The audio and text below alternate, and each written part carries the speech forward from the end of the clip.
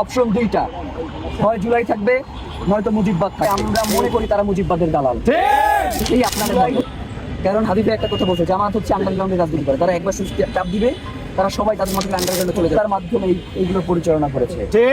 সুতরাং যেই দল সরাসরি গণহত্যায় জড়িত, যেই দলের নেতারা ৭১-এর পরবর্তী সময়ে বাকশাল কায়েম করেছে, ভোট ব্যাংক লুট করেছে, দেশে দুর্ভিক্ষ নামিয়ে নিয়ে এসেছে, তাদেরকে যারা পূজা অর্চনা করে, আমরা মনে করি তারা মুজিববাদের দালাল। জুলাই হচ্ছে সেই জুলাই, যেই জুলাই মুজিববাদের কবর রচনা করে হয়েছে। সুতরাং বাংলাদেশে অপশন দুইটা, হয় জুলাই থাকবে নয়তো মুজিববাদ থাকবে। এই সিদ্ধান্ত নেওয়ার এখনই সময়। কারণ আমরা দেখতে পাচ্ছি তার ছাপ ওনারা ইনিয়ে বিনিয়ে মুজিবকে প্রাসঙ্গিক করে তোলবার চেষ্টা করছে। এখন আপনাদেরকে একটা কথা বলি, আপনি ধরেন জুলাইয়ে যুদ্ধ করেছেন, জুলাইয়ে আপনার ভাই শহীদ হয়েছে, এখন আপনার জন্য কি চুরি করাটা জায়েজ? না। চুরি করার পরে কি সেই জুলাইয়ের অবদান আপনার থাকবে নাকি সেটা ফিনিশ হয়ে যাবে? এই যে মুক্তিযোদ্ধা বলে কানাই যে ধর্ষণ করলো এবং পরবর্তীতে তাকে জুতার মালা পরানো হলো, তখন সংবাদ মাধ্যমগুলো তারা প্রচার করলো যে এখানে তারা মুক্তিযোদ্ধার গলায় জুতার মালা পরানো, এইখানে একজন ধর্ষকের গলায় জুতার মালা পরানো হয়েছে। আপনারা চান যে মুক্তিযোদ্ধা করেছে বা যে জুলাইয়ের যুদ্ধ করেছে তাকে সকল জায়গা থেকে রেহাই দিয়ে দেওয়া, সকল হত্যা করলেও সে আর তার কোনো বিচার হবে না, সে বাংলাদেশে সবসময় ওই বিগত ৭১ সালে যা করতে প্রাসঙ্গিক থাকবে। ভাই, ৭১-এর মুক্তিযুদ্ধ নিয়ে আমাদের কোনো সমস্যা নাই।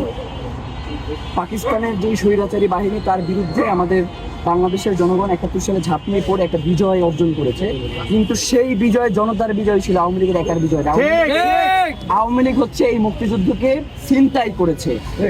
আমরা এই জুলাইয়ের পরবর্তী সময়ে এই মুক্তিযুদ্ধকে বাংলাদেশ আপামর জনসাধারণের কাছে তুলে দিয়েছি এবং এখন মুক্তিযুদ্ধের হকদার শুধুমাত্র আওয়ামী লীগ একক নয়, বাংলাদেশের জনগণ।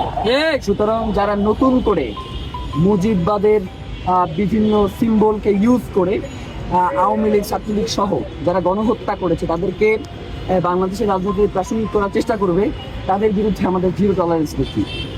তাদেরকে কোনোভাবেই প্রশ্রয় দেওয়া চলবে না। আমরা সরকারের কাছে উদারতা আহ্বান জানাই, বর্তমানে যে সরকার ক্ষমতায় রয়েছে বিএনপি, তারা দীর্ঘ ১৭ বছর ধরে গুম খুন হত্যার শিকার হয়েছে এবং তাদের দলের নেতাকর্মীরা জীবিকা হারিয়ে ঢাকায় এসে রিক্সা পর্যন্ত চালিয়েছে।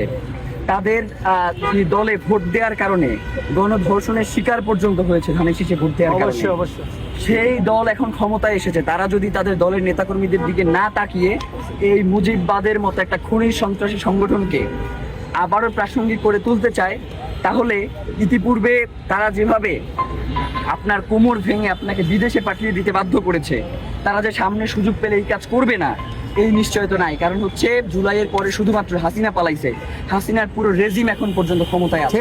সুতরাং আপনারা যদি তাদেরকে প্রশ্রয় দেন, লালন পালন করেন, আমাদের কথা না হয় আমরা বাদই দিলাম, আপনারা যারা ক্ষমতায় আছেন আপনাদের কি হবে সেইটা একবার চিন্তা করে দেখেন। আপনার মতো সুশীল আওয়ামী লীগ কোনোদিন আওয়ামী লীগ রাজনীতি করে না, সে প্রথমে আইসেই আপনারে ধরবে। কারণ হাদিফে একটা কথা বলছে, জামাত হচ্ছে আন্ডারগ্রাউন্ডে রাজনীতি করে। তারা একবার চাপ দিবে, তারা সবাই তাদের মতো আন্ডারগ্রাউন্ডে চলে যাবে। আপনারা সবসময় বুক করে বলেন যেন প্রকাশ্যে রাজনীতি করি, পাইলে কিন্তু আপনাদের কি পাইবে। সুতরাং যারা এখন শুধুমাত্র ক্ষমতার জন্য আপনার নিজের মায়ের লাশকে ভুলে যাচ্ছেন, শুধুমাত্র ক্ষমতার জন্য যে বোনটা গণধর্ষণের শিকার হয়েছে তাকে ভুলে যাচ্ছেন, শুধুমাত্র ক্ষমতার জন্য আপনার দলের হাজার হাজার নেতাকর্মী পঙ্গু হয়েছে তাদেরকে ভুলে যাচ্ছেন, এই ভুলে যাওয়াটাই কিন্তু সে যাওয়া না। আওয়ামী লীগ মনে করছিল ২০৪১ সাল পর্যন্ত তারা ক্ষমতায় থাকতে পারছে, পারে নাই। সুতরাং জালেম কোনোদিন ক্ষমতায় চিরস্থায়ী হয় না। যদি তার কণ্ঠস্বর আবার উঁচু করে, তাহলে আপনারা যত বড় জালিম হন আপনারা কিন্তু পলায়ন করতে বাধ্য হবেন। এখন একটু যারা বিরোধী দলীয় যে ১১ দলীয় পুজোর আছে তাদের কথা বলেছে, মানে মনে হয় যে এদেরকে কোনো একটা রুমে আটকাই রাখছে সরকার গঠন করবার পর, মানে এরা সেই রুম থেকে বাইরে হতে পারতেছে না। অথবা এদের কোনো কার্যকলাপের ভিডিও আছে সম্ভবত সরকার দলের কাছে, মনে হয় বই দিচ্ছে তোরা আন্দোলনে নামলে এইগুলো ছাইড়া দিব।